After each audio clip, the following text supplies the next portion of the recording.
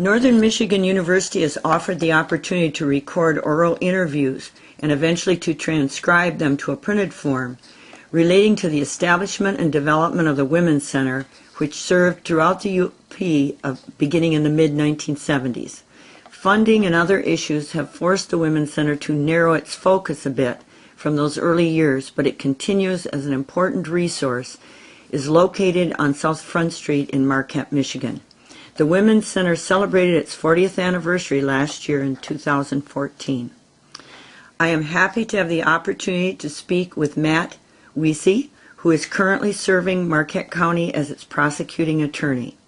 Mr. Wiese will talk to about his personal background and how he came to live in Marquette and become involved in the Women's Center.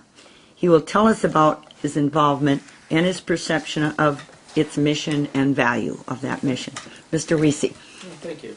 Well, I came to Marquette, Michigan in 1980 to attend Northern Michigan University. I wanted to go as far away from home as I could. I grew up in the Thumb area downstate, and I was thinking that I might want to go into some sort of outdoors type of a job or profession, maybe go into law. I wasn't really sure, maybe something environmental, and I ended up majoring, graduating with a double major, psychology and political science, and I had a minor in speech communications. And I kind of toyed with the idea of maybe going to grad school for psychology, but I felt an attraction to go toward the law. And so when I graduated in 1984, I was accepted at a number of law schools, but one that really caught my attention was Vermont Law School. Vermont Law School at the time, and still is ranked as the #1 environmental law school in the country.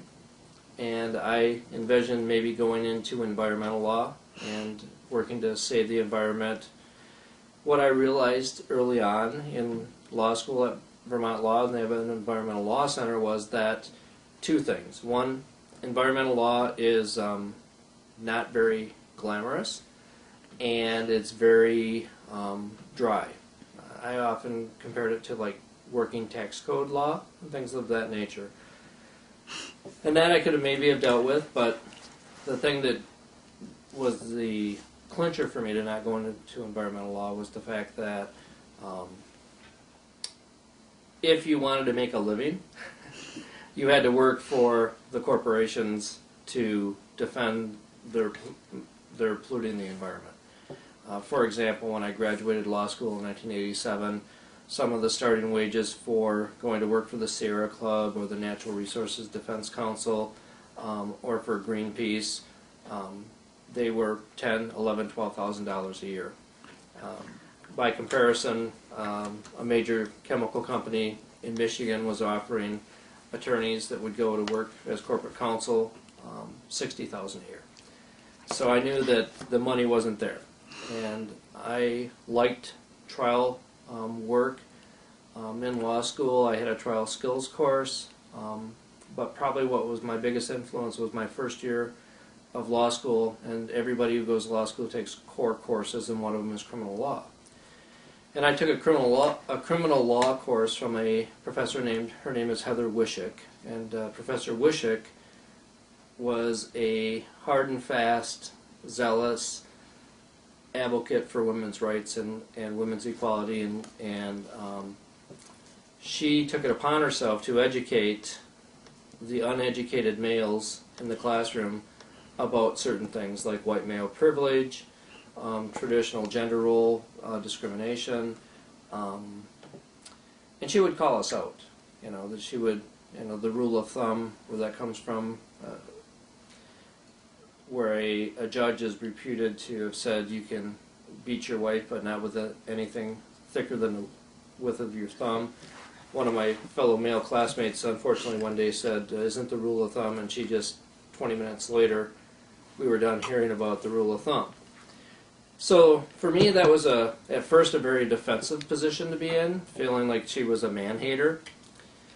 But what I realized that by the end of that course was that she wasn't a man-hater, but she was trying to balance the scales from years, centuries of discrimination and inequality for men and women in our world, in our country, society, country, and the world.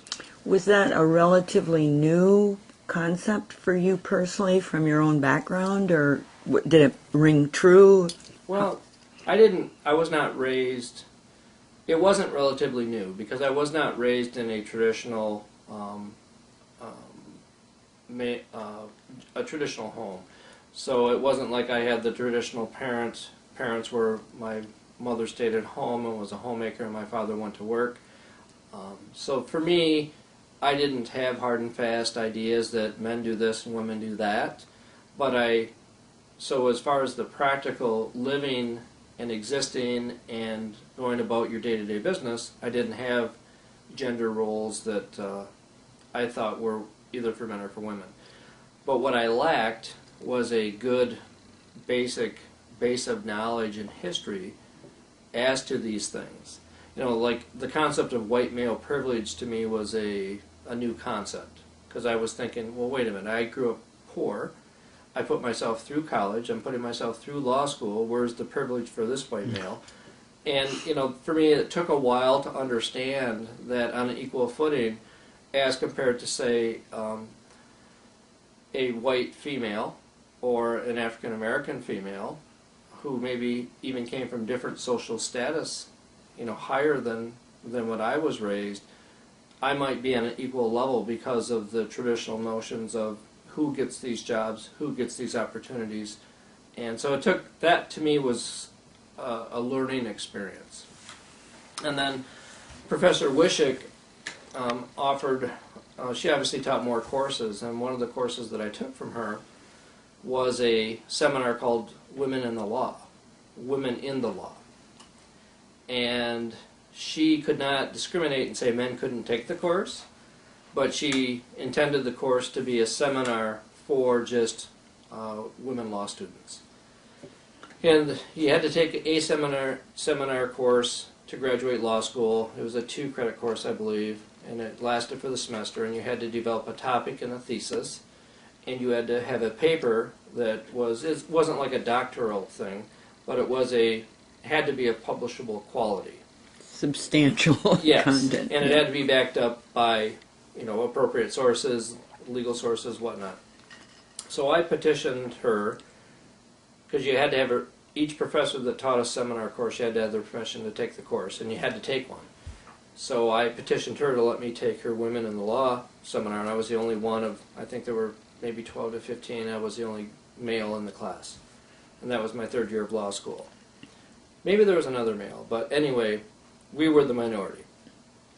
And what I had learned in criminal law my first year was the whole idea of women who use violence against an intimate male partner to defend themselves. And around that time, I want to say the burning bed case was rather infamous, and the idea of battered woman syndrome and of a battered woman using physical force to defend herself against an intimate partner who was a male who was threatening to harm her or kill her. So my whole seminar paper and what I focused on was, could you develop a legal defense that was viable for a woman who uses violence against her batterer? And I focused on the cases of when the woman who had been a victim killed her abuser. And the problem with that is that the typical notions of self-defense don't really fit in that scenario, because self-defense usually means you are faced with an immediate threat and you have to react immediately with force or violence to defend yourself.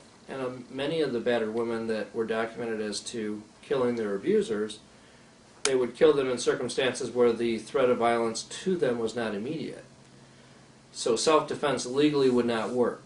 So in other words, if he came home, threatened to kill her, was maybe drunk, told her that, you know, this is it, last time, and he passes out in a chair, she may then kill him because she thinks that when he wakes up or sobers up, I'm going to be dead. And she knows that he's always followed through on his violence because there's a pattern in history. So self-defense didn't work, so I focused on, if the immediacy of the threat wasn't there, could we come up with some sort of a psychological defense? And of course you go right to mental illness or that the person was mentally ill. But the battered woman wasn't really mentally ill. She was suffering perhaps from emotional abuse in addition to physical abuse, and she might have some symptoms of depression or maybe even bipolar because of living in this circumstance, but didn't rise to the level of a criminal defense for legal insanity. So what I focused on were those two areas, and concluded that the states and legislatures around the country and the courts should allow for battered women to raise this as a defense when they kill their batterer. Of course, it was really controversial because people that don't understand the concept were saying, creating a hunting season for men, on men, by women, legalizing that. And so it was pretty controversial. But that, to me, I thought was an important thing to look at. That led me later in my career to work with Sue Ostoff, who was the director of the Battered Women's Legal Defense Fund out of Philadelphia. Not directly and regularly, but in a more of a professional dialogue at conferences and various areas, to be one of the prosecutors that would be willing to stand up and say, we shouldn't prosecute this woman for murder. Not that we're excusing an act of homicide, but it's different than the other act of homicide where it's premeditated and intentional with malice. This is maybe premeditated, maybe even intentional. I should say maybe it was intentional and even premeditated, but it wasn't done with malice. It was done out of a fear for their own safety or well-being. And so, would I be understanding it correctly? And also, there weren't other remedies at that time for those women. I mean, they would be, if they came and complained, they might be dismissed as it's just a family affair, you got to work something out. Right, and this is at a time when most law enforcement agencies in the country did not have a pro-arrest or a mandatory arrest. Most states did not even at that time have the ability for a police officer to make an arrest of a batterer. So they get called to a house, domestic violence going on. If they don't view the domestic violence happening, they could not make an arrest. And that's still, in the early 80s, that was still the status of the law in many states in our country, if not most of them. So, again, I'm just trying to clarify for myself, or the situation, the woman could easily feel she had no other options. Exactly. The shelter movement was getting going around the country. In our own community, the Women's Center had been established by then, and they did provide shelter services, I believe, but maybe not until the mid-'80s that we really had a designated shelter. So we didn't have all these things and the theories of domestic violence and battering. These were some concepts that I learned in law school, but it was nothing that was yet accepted in the mainstream. It wasn't part of what we trained law enforcement on. It wasn't part of what we trained judges on. The idea of even working with a nonprofit community-based program like the Women's Center would have been kind of unheard of. Why would the system work with them? And so that was kind of a background for me. And I wanted to get back to Marquette. I either wanted to live in Vermont where I could be in the mountains, or get back to Marquette where I could be by the lake. And the lake won out. And I was fortunate enough to get hired by Gary Walker in 1987. How did that actual connection, Right. How did you meet up with Gary? Well, the interesting thing about that is that I had a job offer with Legal Services, which is advocacy for people that can't afford legal advocacy in the Saginaw area, which was close to where I grew up. I had a job offer in the works in Newport, Vermont, to be a state's attorney. That never formally got offered to me. And I also had applied to the prosecutor's office in Marquette, thinking if they had, it was just a cold application. And as it happens, the day I applied, Gary Walker had just received the resignation from one of his assistants the day before or the day after. So I was right at the top of the list. My letter and resume was right there. I submitted a writing sample. I had all my good legal references for what I'd done in law school, and he didn't check any of them. he saw that I had been the student government president at Northern when I was a student, and he knows that the student government president and student government is advised by the Dean of Students office, and his good friend was Sandra Michaels, the Dean of Students. So rather than check any of my legal references, he checked with her if she knew anything about me, and that led to him reaching out and asking me if I wanted to have an interview.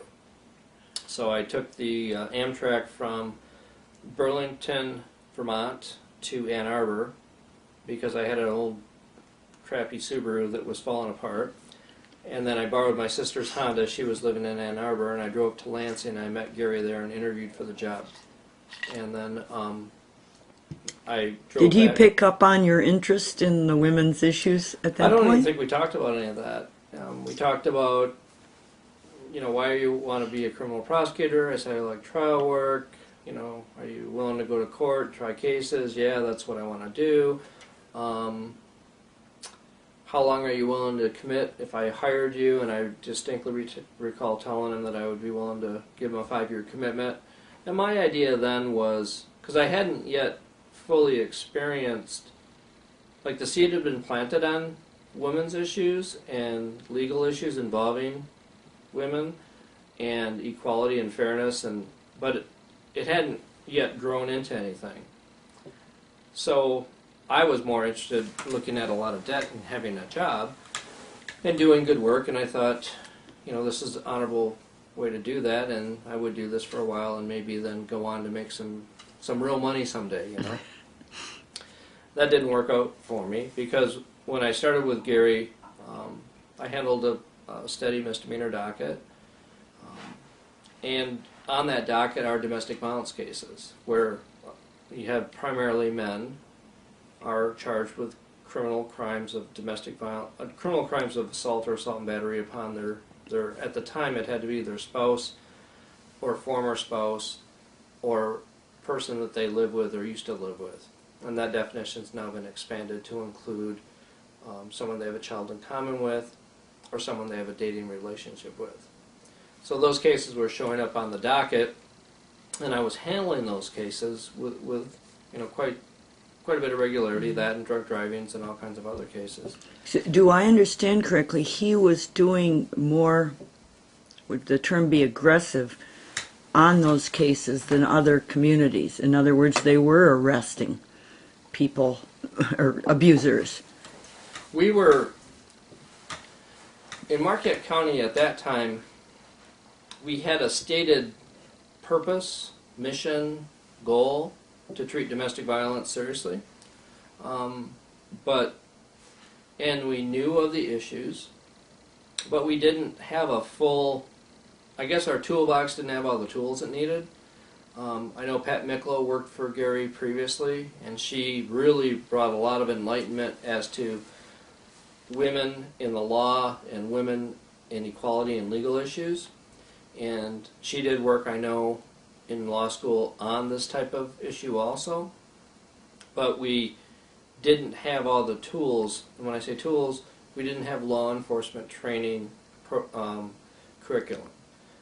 We didn't even have requirements that law enforcement be trained, and to look for these things. We didn't have judicial training for that. And what year did you come here? In '87. 87, okay. And, so we didn't have our position was not that these don't happen. Our position was we need to do something about these cases. And how can we be effective? And in the course of my 28 years, we've kind of evolved and changed and adapted and modified as we went along, and as laws changed and as societal views changed, as law enforcement attitudes changed, and we kind of defined our approach to how we were going to handle these types of cases. Would you say you were more ready to do that than other communities? I mean, that's the sense I got from talking to people, that Marquette stayed at the cutting edge on these issues. I would say yes. And where it all kind of started, and I have to give credit to Ruth Oja, who was an advocate with the Women's Center back when I was a rookie prosecutor. Ruth and I, and she now works with the Hannahville tribe. Ruth and I went to a law enforcement, it's now called the Michigan Commission on Law Enforcement Standards, but it used to have a different name. I can't remember the name at the top of my head. And we went to Higgins Lake, to the McMillan Center, where they have a state conference center. I went there with her and Chief Sel, and at the time it would have been Captain Sel Cervello of the Marquette City Police Department. He's a detective. And this was some of the earlier discussions on how we're going to handle domestic violence response.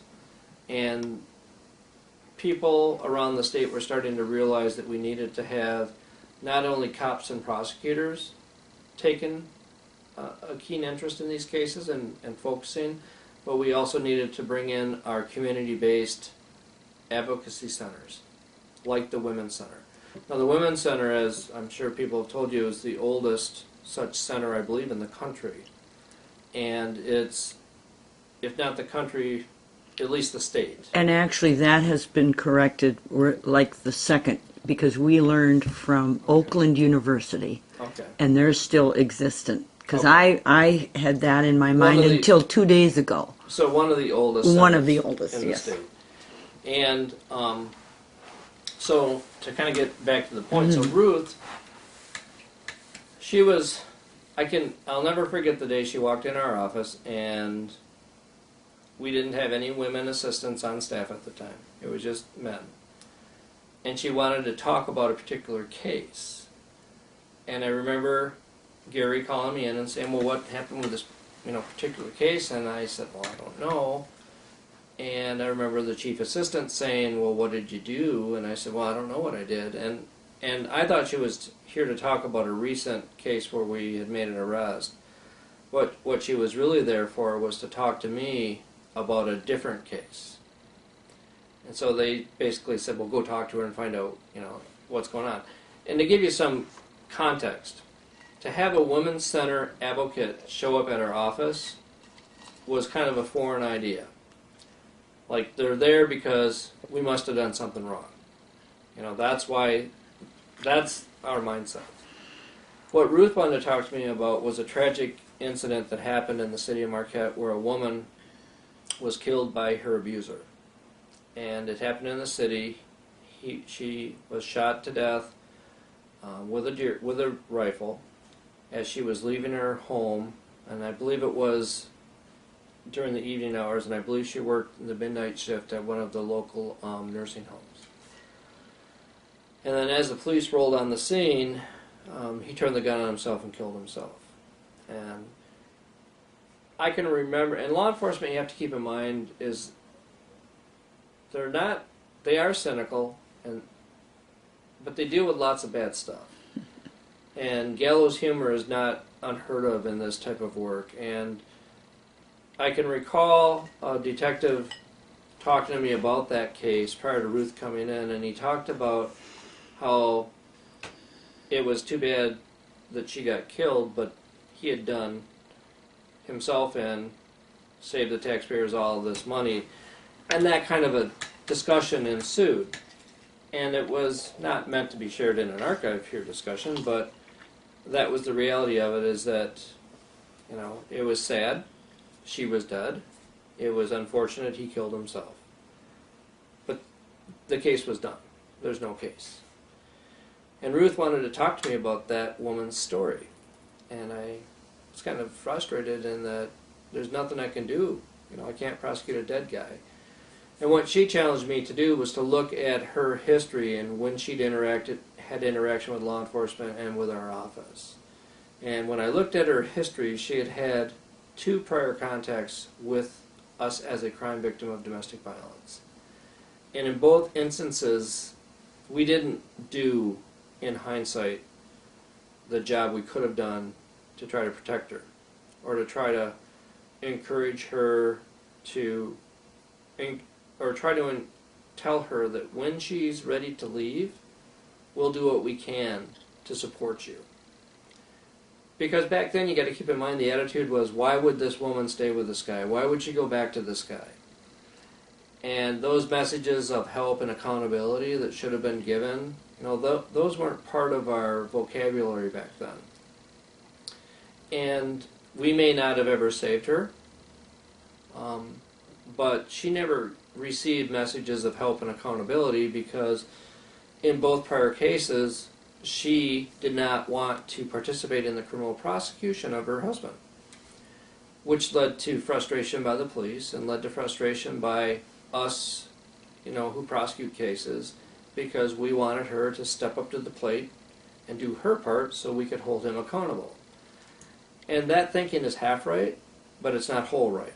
It's not the whole picture. The whole picture is how can we offer support and offer messages of help and safety and accountability for her, and accountability for him, and messages of safety for her, and we didn't have that system in place. And so, I don't know what she thought, but she had finally left this guy. And that's the most dangerous time for a victim of domestic violence, quite often, is when she leaves. Because then he's lost the ability to control her. He knows that he is losing control of the situation. Oftentimes batterers have low self-esteem. They have high jealousy issues. To them, that relationship not working and their failures, whether it's because they were emotionally or physically abusive, leads to them to just look at it like their world is ending. And that's when they become most dangerous, or can be. And that's so it's certainly been an example of that. Right. Yeah. And that's what happened in that case. So what Ruth did was challenge me to look at that so that we never had another case like that if we could avoid it. Now, we can't make people not kill people, but we can certainly set a system response into place that does a better job. And people often use the phrase, the victim refused to cooperate, or the victim, victim refused to cooperate. And what I've learned over the years, it's not about her just making a conscious choice, I'm not going to cooperate. It's about her saying, what do I need to keep me safe? I need to know that if I call the police, they're going to respond. If he's beating on me or my children, that they'll take him out of the house.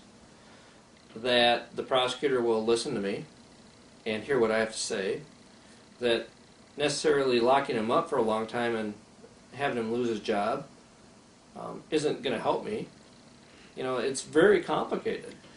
And so looking at all those issues are the things that I've learned we have to do. And victim-centered type of activity is victim-focused, and victim-centered is probably what I've learned is the best way to handle these cases. So how do you do that? And over the years that's evolved to recognition, not only by me, but by people in the Department of Justice, Office of Violence Against Women, that for a community to have an effective intervention in response to crimes like domestic violence, sexual assault, stalking, that you need to bring in the experts, and the experts are your community-based advocacy programs, like our Women's Center. So that's right now really the focus, is how do we link law enforcement with our shelter advocates on domestic violence? How do we link our shelter advocates with the criminal justice system through prosecution? And how do we make sure that the victims know that we're here all with a different mission and goal, but we have a common theme, and that's trying to make sure that we hold him accountable for his violence and provide safety for her when she needs it, and to understand that for every victim of domestic violence, there are common things that happen with every case, but they're all at a different place, and it's so trying to individualize how we look at each incident of violence, making sure we get good input from the person who's the victim of that violence, trying to make sure we balance that out with the public interest of who and how should the punishment be. That's kind of the approach we're taking now. We've just recently submitted for funding for a grant project in Marquette County called the Blueprint for Safety, which is a interagency response to domestic violence. We've had a good coordinated community response for 20, 30, 40 years. But what this focuses on is how we can do a better job to make sure that these linkages are all there in the system, and to identify gaps in the response, whether it's law enforcement response, prosecution response, probation, sanctions, and look to institutionalize processes that will address those gaps or harms so that we can eliminate them and still focus on each individual case and help each individual victim as we go through the process. So this is a new application as Right. of March or early winter of 2015. Because grants have been mentioned in previous interviews, will this be building, I mean, those are other grants, because it's sounding familiar, like this whole thing that you described has happened, but are we talking maintenance or new approaches with this grant, do you think? Well, maybe I could back up a little bit. After 10 years with the prosecutor's office, I left to go to work for the Duluth Domestic Abuse Intervention Project. And Duluth, Minnesota was one of the national leaders on creating a coordinated community response to domestic violence. So I worked for that organization in two capacities. One, they shared me as a staff attorney half-time with the Battered Women's Justice Project and half-time with the Marine Corps Domestic Violence Project. So I worked with the Marine Corps on trying to create an appropriate response to crimes of domestic violence that occurred within the Marine Corps and their system. And then I worked with the Battered Women's Justice Project as the other half of my job, working with Violence Against Women Office grantees that received funding to do domestic violence programs in their communities. Now, Marquette was one of the first communities to get one of those grants, and this was back in the early 90s when I was still with the prosecutor's office, and that was because we were recognized for having done a good job in trying to address this problem. I took that and decided I would try to make that my work for a while and work for a national nonprofit, and I did that for 2 years. Now, the grants, the person that I worked with primarily in that job was a woman by the name of Ellen Pence. Ellen Pence was one of the co-founders of the Duluth Domestic Abuse Intervention Project. Ellen went on to get her, she was basically a community organizer and an activist, and she took that background and through that got her master's and her PhD to do actual evaluations of systems and systems responses, so that it was not just some activist talking, it was an activist who had got the training and education to actually look at systems and systems responses. Ellen passed away 2 years ago, and the last project that she worked on and completed was this thing called the Blueprint for Safety. And the idea behind the blueprint is to basically revitalize a community's response and coordination to domestic violence.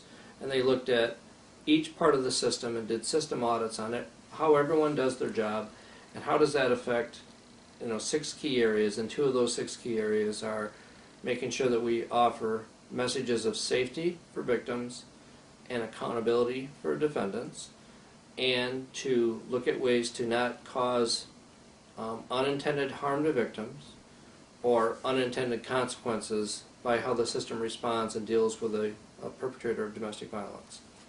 Were we evaluated under that? That's the program that I'm trying to implement Okay. right now. And so that is through a grant through the Department of Justice, and they've recognized that thing called the Blueprint for Safety is something that can be a pilot project that they would provide funding for. Now, I've wanted to implement that for a while in our community, and these grants applications were due this year in March, and I decided to do that. So it's maintenance and it's new, but it's not the type of thing where we're asking for money and then we got to find money in 3 years. It's the type of thing where we would hire a coordinator to coordinate our systems better and identify areas of concern and gaps. And I also put in for funding for an advocate for the Harbor House who would work with victims on all domestic violence cases and be involved with the system on all domestic violence cases. And it's a 3-year project, and if we do it right, at the end of 3 years, we'll lose the funding, but we won't need a coordinator anymore. And we'll put in place systems changes and a mechanism to constantly review those, how we process, so that we can constantly adjust and change to different approaches and different things. And keeping in mind, things that happen in the law, like the U.S. Supreme Court might make a ruling, like they did on domestic violence, that totally affected how we can prosecute a domestic violence case. So how do we get around that, when we have problems that we see, how we can propose new legislation to address those problems. I mean, when I started as a prosecutor, there was no crime of stalking. That was not a crime. That became a crime in my career. And if you think about that, everyone knows what stalking is now, but 30 years ago, we all knew what stalking was. It was creepy, weird behavior, but it was not a crime unless they did something to you. So that's an area where we've looked at aberrant, inappropriate behavior, and we've criminalized it. And stalking, could be just the stalker without a relationship, but what we've learned is that most stalking is related to domestic violence types of relationships.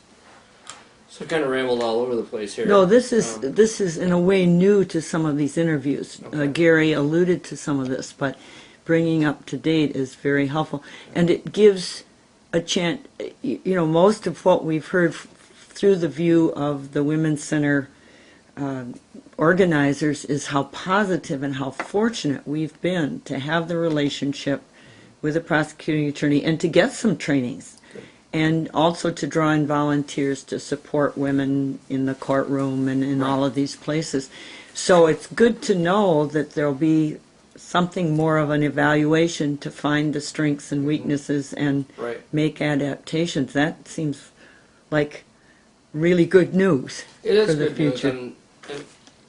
Because these issues aren't going to go away. Even with the best of systems, there are going to be people in the position, both male and female, but usually males, who are perpetrating these crimes. Right, exactly. And the thing that I've noticed about systems is that, and this is something Ellen Pence was real big on, because Ellen was very charismatic. She could take the most cynical, surly, knot-headed cop in a room at a training, and I saw her do it many times, and turn him around to get him to start to see things the way that she was seeing things. And this would be a cop that would be a traditional guy that you would never think would even venture a thought to endorsing women's issues.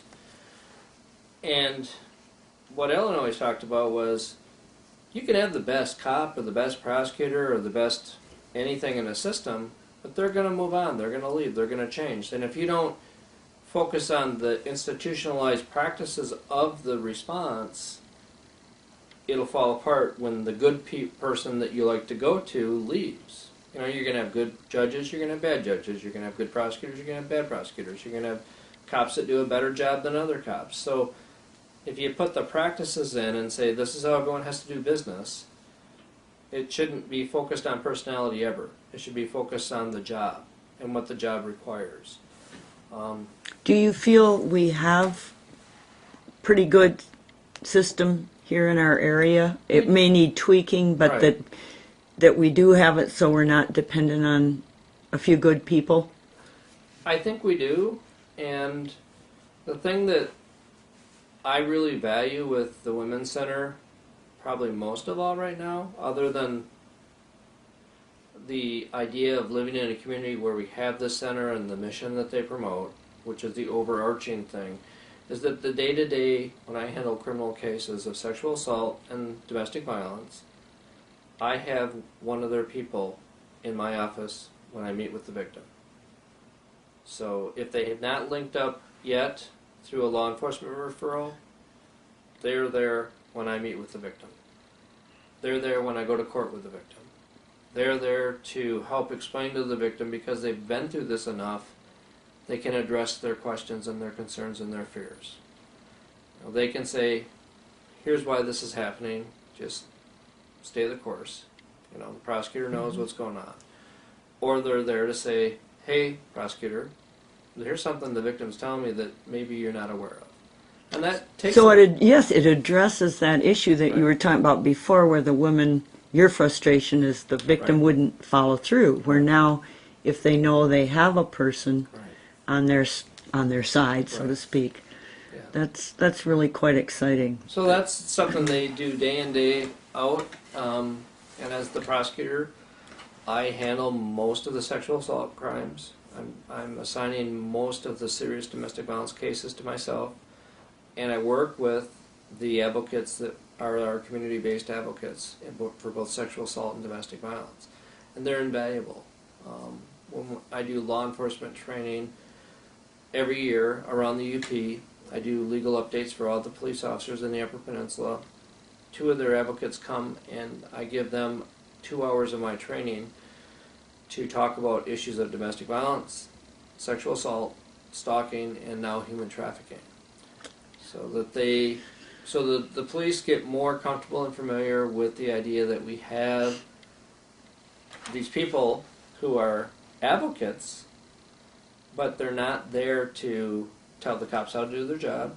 They're not there to rail against the system. You know, they're there to work collaboratively with us. And the hardest issue for most systems people to accept is that when that crime victim chooses to not be a part or cannot be a part of the response, the advocate's still going to be standing by her side. And for an officer who sees that, that is kind of a disconnect. Well, wait a minute, I thought you were supposed to be there to help us. No, the Women's Center advocate is not there to help the cop or the prosecutor. They're there to support that victim. And that was a lesson I had to learn many years ago. You know. And that's the beauty of it, is that you have a community-based program that is just there for the victim. Whether she's got issues, whether she doesn't have issues, whether she has baggage, or the baggage is because of a bad relationship, or whether she wants to participate or not participate. You know, and that's the beauty of it, is that they take people as they are and try to help them rebuild their lives. And also, in the process, may very well educate them to be more interactive with this system. It seems like a win-win. It is a win-win. Yeah. And I think for us in the system, we just need to accept that there are going to come times when a crime victim, especially in domestic violence, is going to say, no. What are you going to do for me in the criminal justice system that's going to help me? Really? Do I want to go to court? Do I want to, you know? I wanted him to stop hitting me. And he did. And he's been arrested. That's all I wanted. So, yeah, they may not, their ultimate goal may not be to go to court.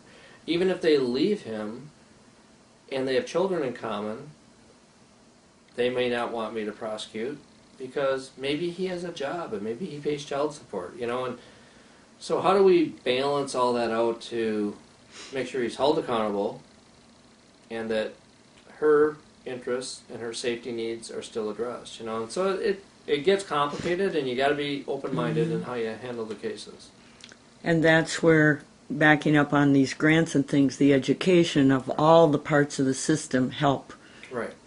You understand one another and deal with those frustrations as best you can. Still protecting the community as your job, but also an individual person who needs help. You know, and there have been highs and lows in our relationship, and it's usually over something silly like the police officer knows that the victim went to the shelter, and now the victim doesn't want anyone to know she's at the shelter, and then the police officer goes back the next day and wants to talk to her, and they can't produce her. It's not their job. You know, so we've worked by training and education, police now know, okay, there's a process. Well, if she's here, would you tell her? I would really like to talk to her, and here's why. And then the shelter can say, well, here's the message. It's up to you. But if you talk to them, these are things that might happen. If you don't, these are things that might happen. So that she's empowered to make decisions and not have a system tell her how she should live her life. Very good. Very good. Now, we've really done in depth here, which is helpful, I think, and adds a lot to what we've learned in the other interviews.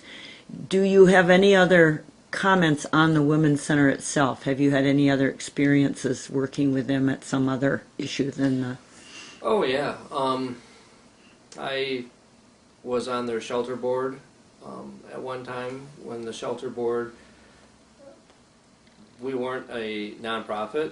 We thought we were, and we had to make sure we did all the paperwork to get that status so that people, if they wanted to donate, they could take a tax deduction, and that's close to 20 years ago now. And I've actually been on the Women's Center Board of Directors for a short period of time when they were in transition of the last few years, when the more of the original founding mothers, as they're called, became involved. I was also involved with that initially, and Can you comment on why that happened? What brought that back in general? What brought it back was that for many years we had a strong executive director with a number of people in that position. And there was good funding streams to help fund the good work that was being done. And this is just my opinion, but I don't think that people saw it coming that the funding streams were going to dry up.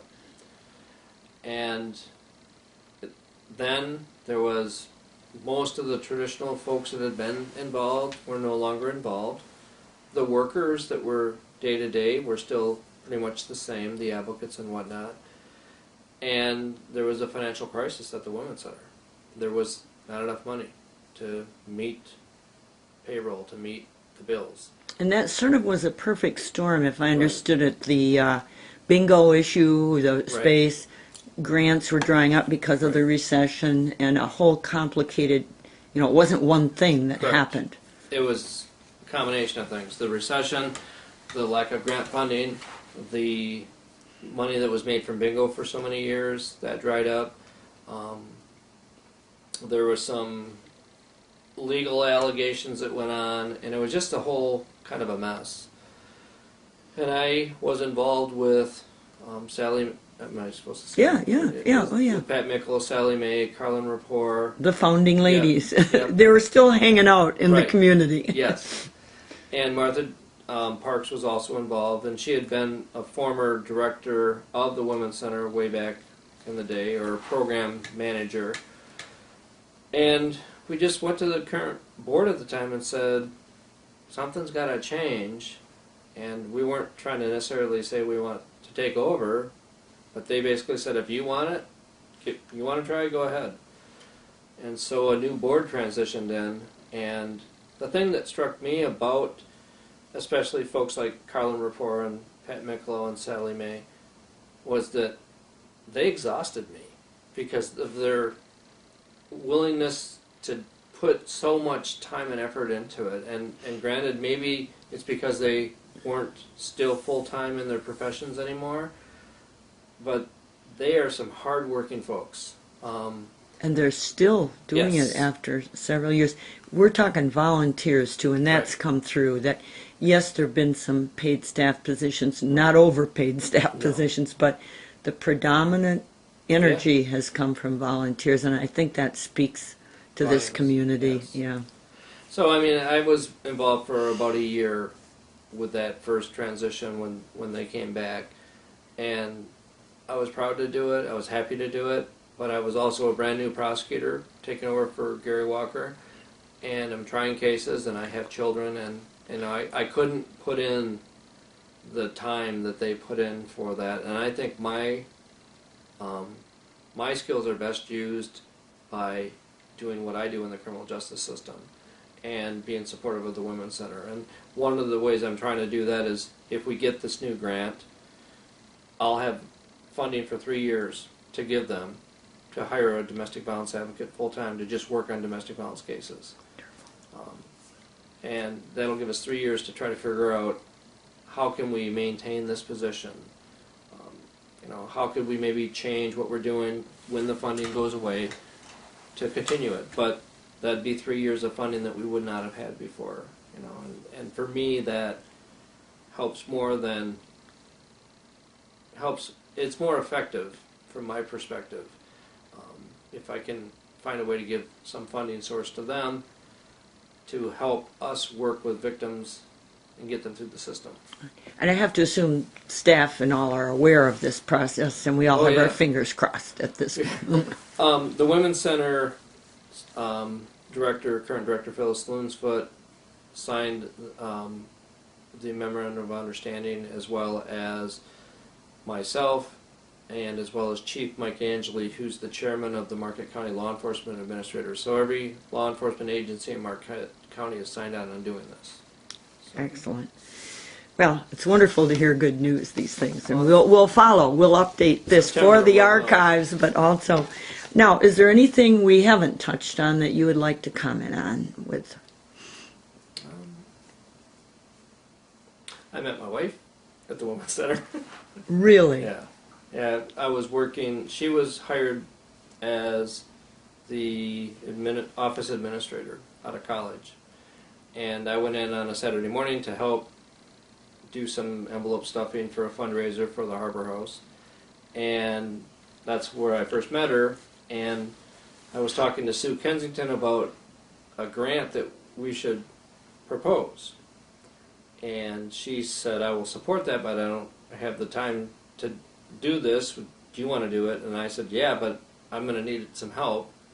And so my wife helped. So basically she and I co-wrote a grant that received funding for the center, and that's how we met. I think that's a great story. I'm glad you mentioned that for the archives. It's on the record. So that's a kind of a cool aspect of it. So great. Well, if there's nothing else at this point, we can always do another interview, but thank you for sharing your time and your insight and for what you've done for the Women's Center. Appreciate it. Thank you. Yeah.